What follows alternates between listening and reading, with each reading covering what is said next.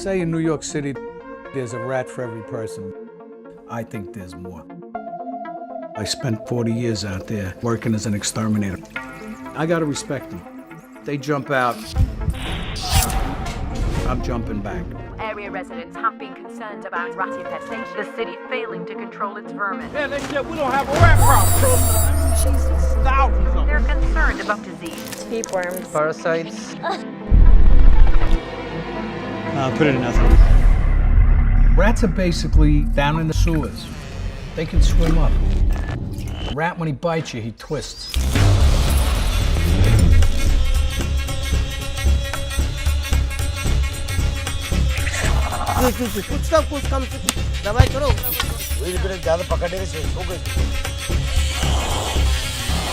They're just too damn smart. It's becoming harder and harder to kill them. End of winter, it's rat reproduction season. You put the rodenticide inside the bait box. Our elected officials do things half-assed. If you just put poison down, it ain't happening. All over the globe, rats are showing poison-resistant mutations. Very, very concerning. It's widespread. Rats evolve 10 times faster than humans. Oh my God. And it's made them the most successful species on the planet. If something in the food chain ain't got something above it, we will knock it down. There he is! He's got him. It's still alive.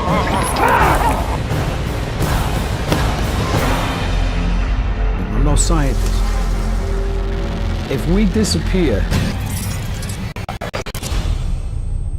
the rats would take over.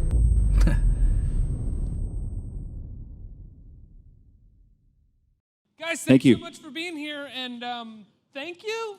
Thank you. Congratulations. Thank you for making me watch this documentary. I love horror movies. I love Halloween because it gives me the chance to watch all the horror movies that I love and new horror movies. And you have framed this like a horror movie in terms of tone.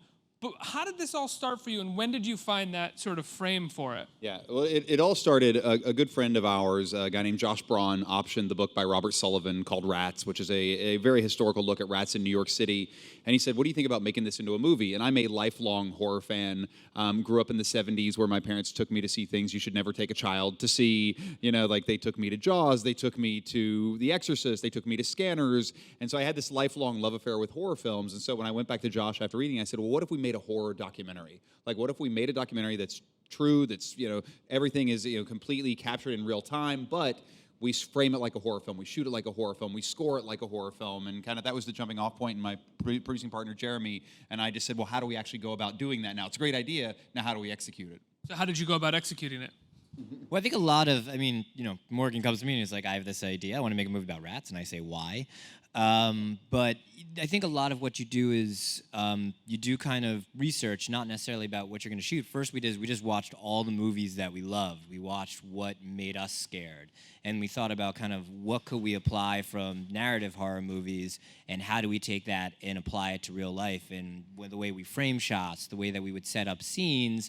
And we kind of had this like really great, you know, mood and kind of lookbook that we developed before we even started just looking for stories of what we wanted to shoot all around the world.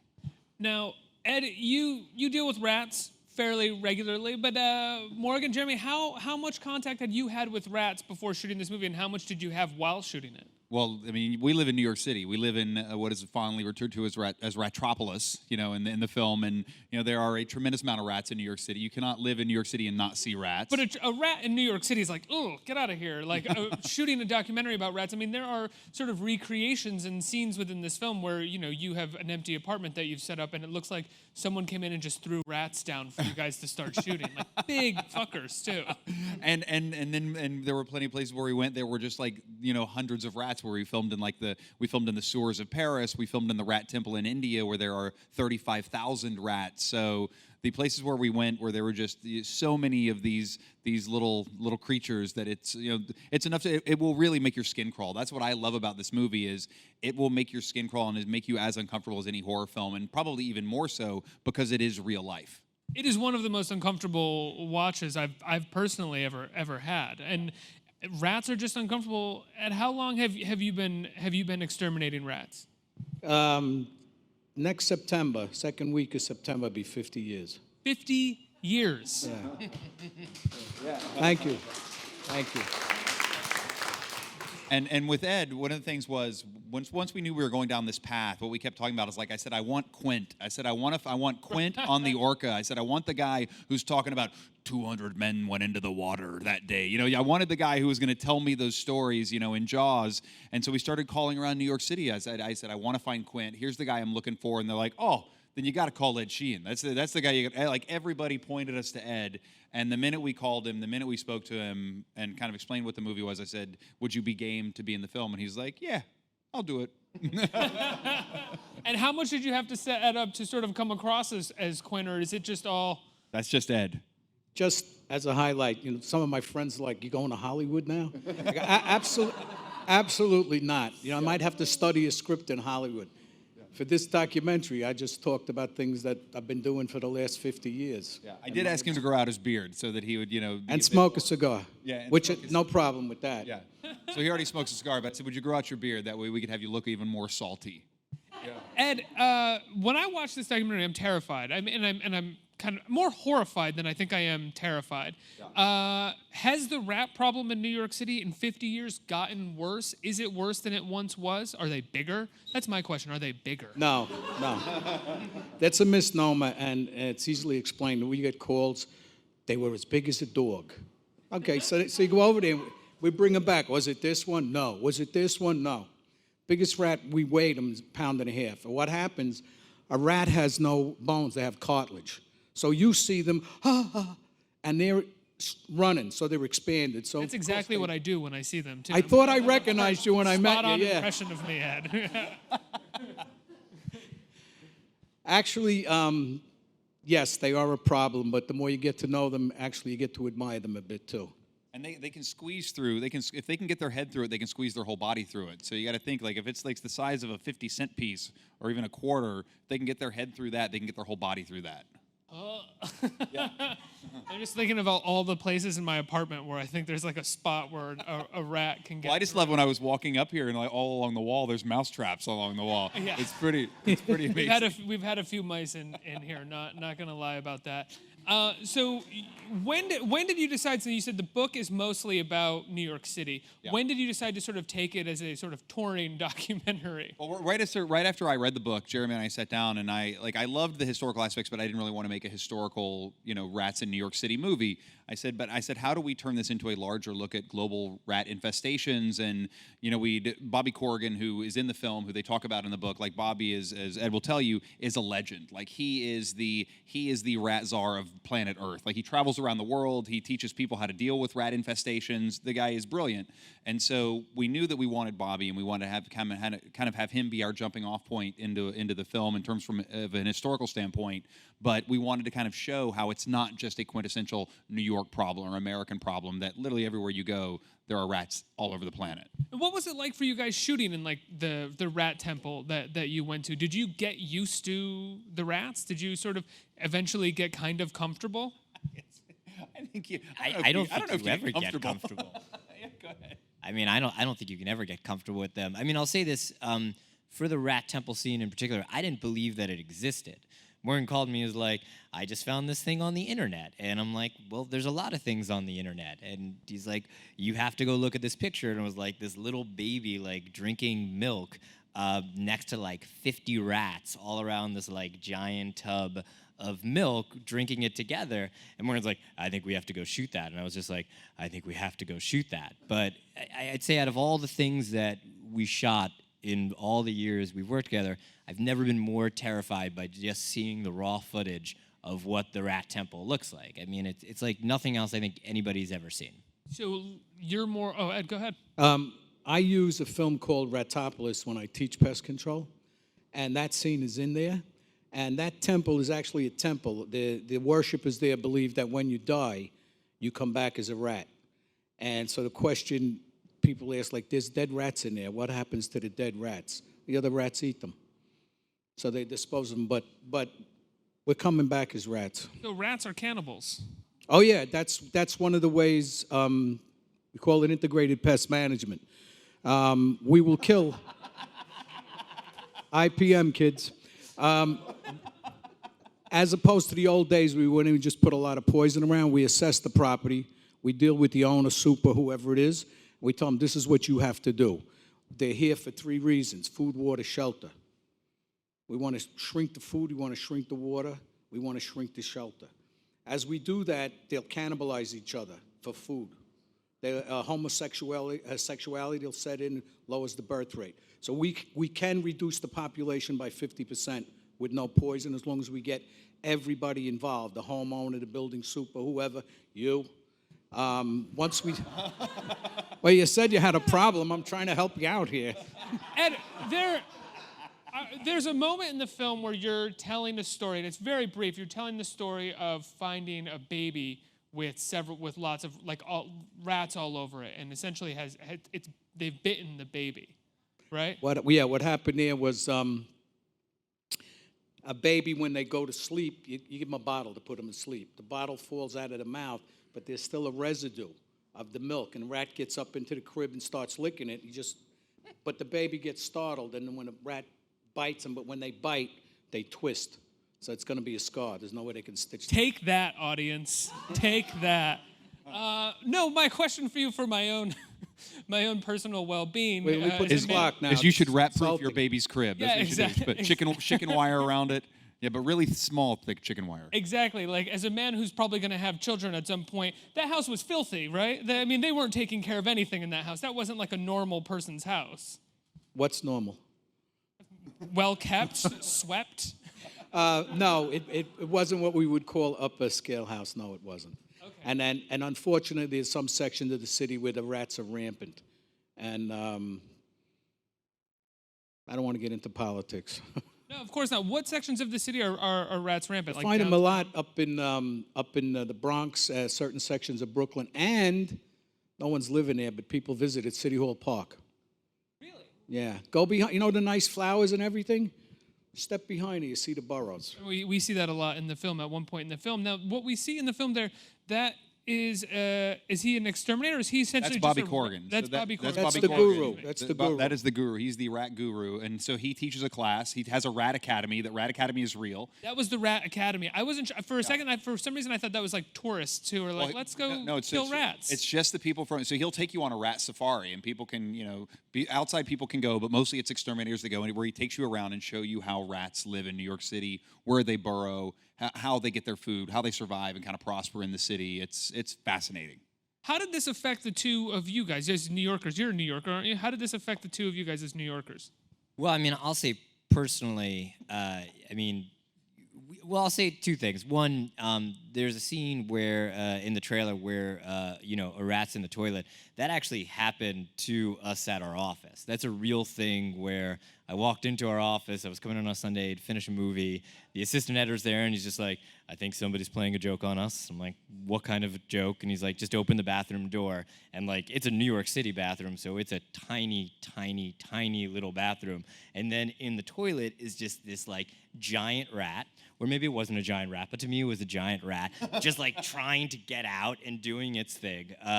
Filthy creatures. You call the exterminator. The exterminator it comes up. He's like, "Do you have a garbage bag?" I'm like, "Yes." He's like, "Give me the garbage bag." And then he goes in. He closes the door, and you just hear Mortal Kombat taking place. It's I've heard sounds come out of out of that bathroom that no one can hear. It's that scene in Grizzly Man where it's nobody should ever hear this.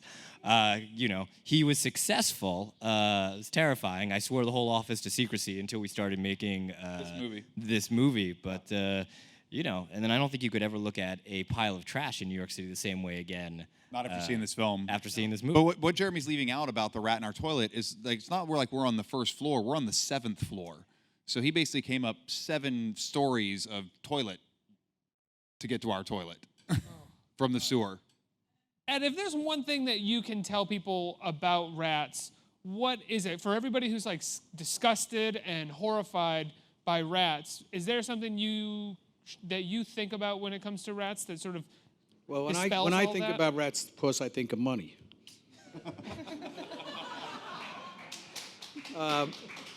I would think, again, to go back to IPM, the rat's there for 3 reasons: food, water, shelter. So if you have, you got to check out the apartment or the house. If it's an apartment, you got to look at all the riser pipes where the heat's coming up. We used to recommend steel wool, but we don't anymore because that rust Now we tell people to get copper mesh. It's going to last longer. And just because you seal it up doesn't mean it's going to stay sealed. As the earth revolves, cars and trucks go by, the vibration, and the rats, they're tugging at this stuff. You got to check it regularly. I don't mean like every day. Maybe you got to check it once a month to make sure that it's still a tight fit.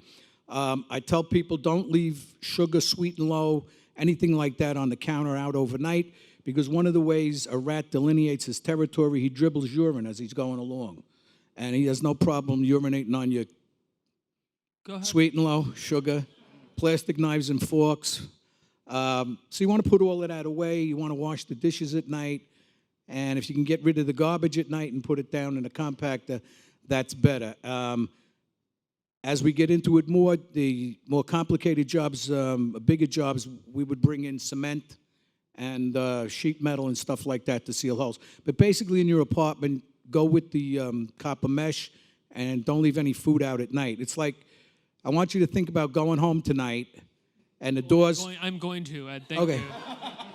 you. So to give you a scenario... Hands and knees scrubbing around the floor. If you went home and the door was locked, I would break a window and get in. It's my house, I'm getting in. And you go in, there's no food, what's going on? There's no water, why am I staying there? Same thing with them. So what happened to the food that used to be here? What happened to the water? Why am I staying here? You're on what floor? Third. I'm going to go to the second floor. That's less traveling from the basement. Yeah, go bother Helena. Yeah, go get somebody else. Take that, Helena. My old Polish neighbor. Ed, I think a lot of people would want to know this, and I'm curious as well. In your 50 years of being a rat exterminator, what's the worst you've ever seen?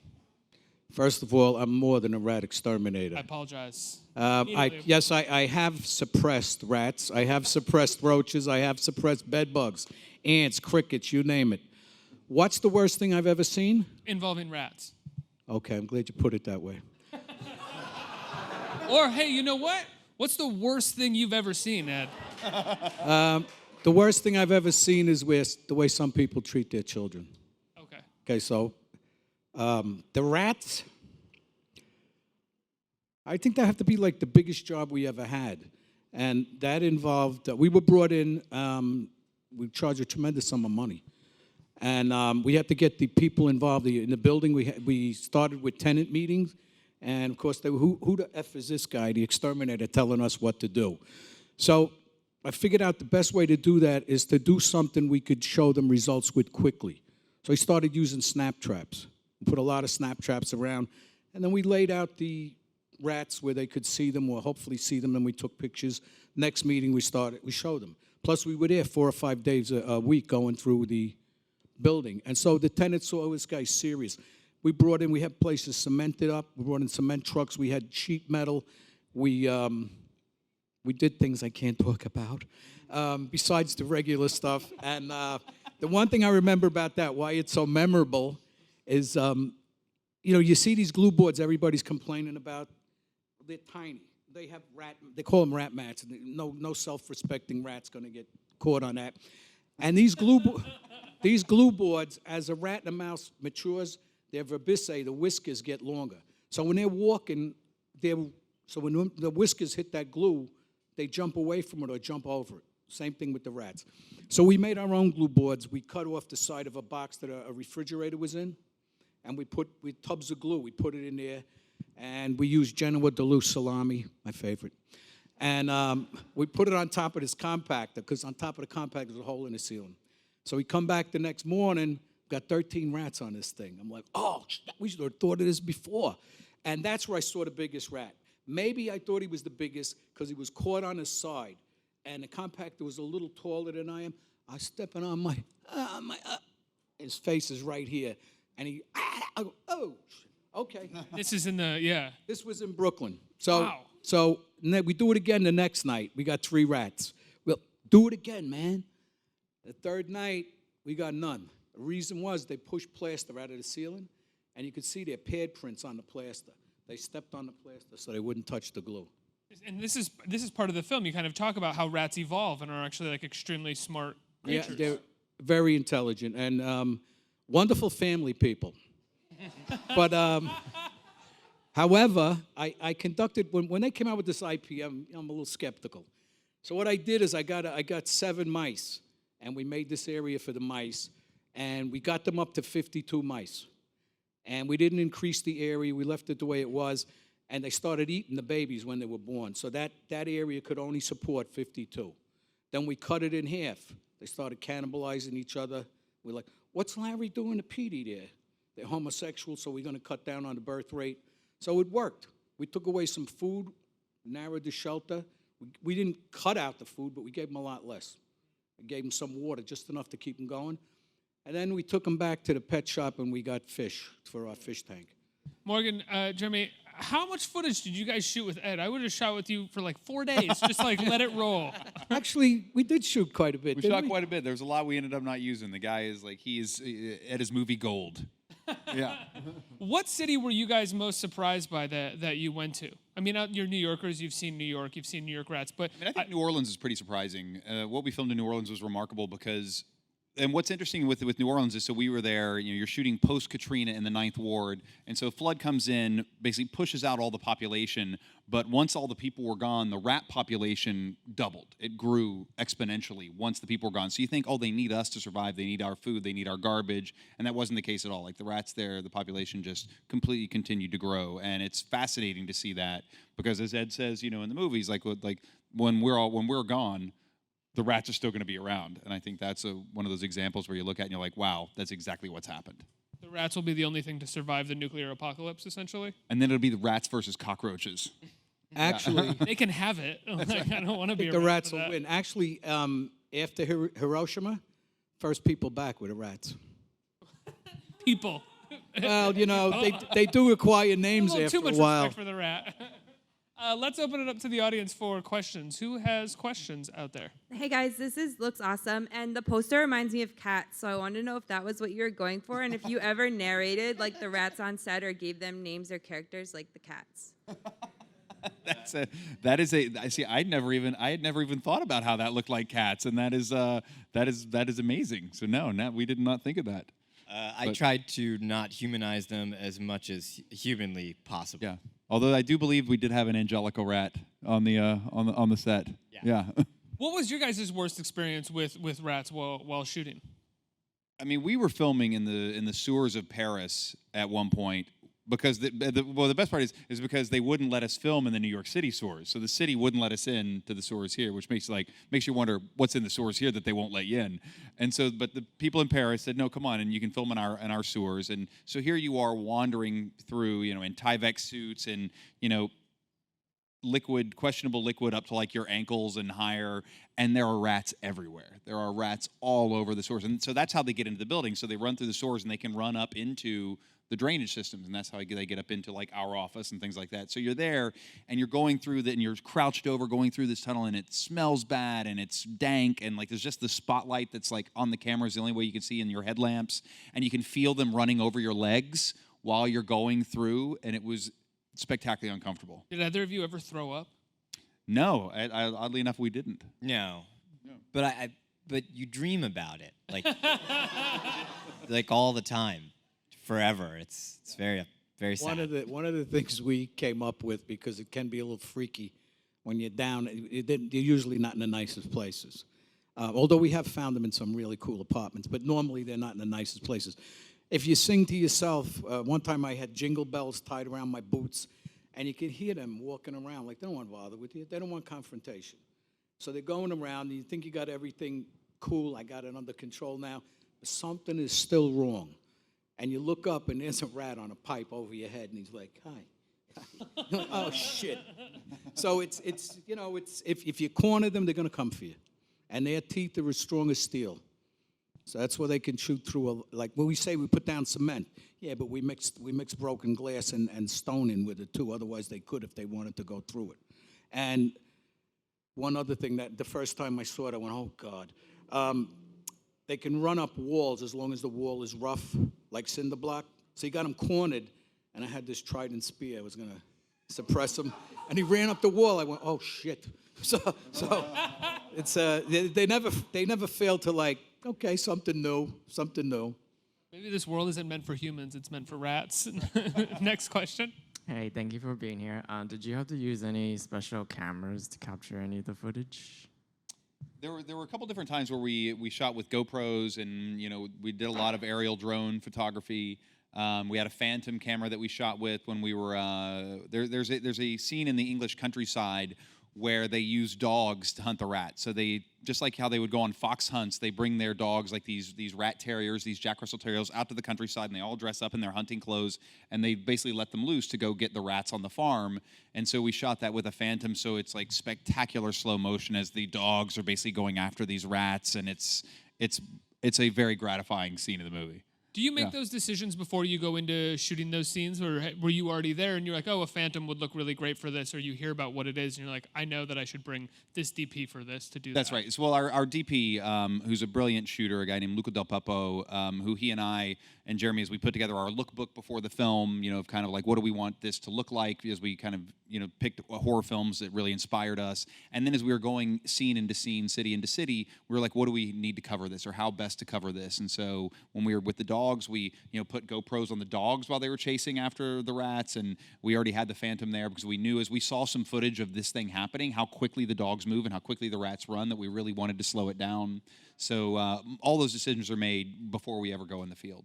What were the horror movies that were the main? I mean, you talked about some of the movies that you saw in the 70s with your parents. Were there any very specific, was there a specific horror movie that you used for the tone? No, I mean, it's just, there were so many that we love. Like, I love horror films, and, like, I love It Follows, I love like the original Omen and Poltergeist, and I feel like all those movies, there were just great little pieces of just like the way things looked in shadows or the camera angles they used. You watch this film and there's a lot of things that we shot from like a rat POV, or like the kind of the rat angles where we wanted to get you into where they are, so you kind of see the world from their perspective. And I think all those things, especially once you make it darker, once you're like living in a darker environment, is really important. And one of the things that we did that with this film is the sound design on this film is spectacular, because what makes horror films so good is it's not what you see, but it's what you don't see. Like, there's so much about the sound design, and so you're in a scene and you can hear the rats running around you or hear them behind you or beside you. Like, it just makes your skin crawl that much more. So I think that there was a lot of things where you think you hear things or think you see things that aren't actually there just because of the sound design.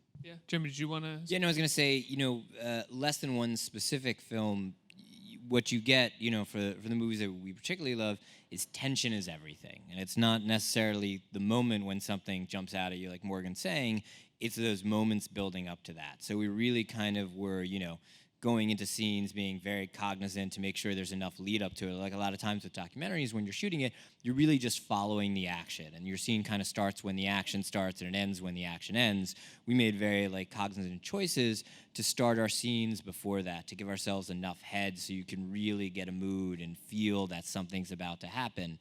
And then sound design, and also the score is pretty amazing as well. Pierre Takal, who's an amazing editor, also did all the music as well, and all those different elements, really, each one gives a different layer to why you feel as uncomfortable as you do.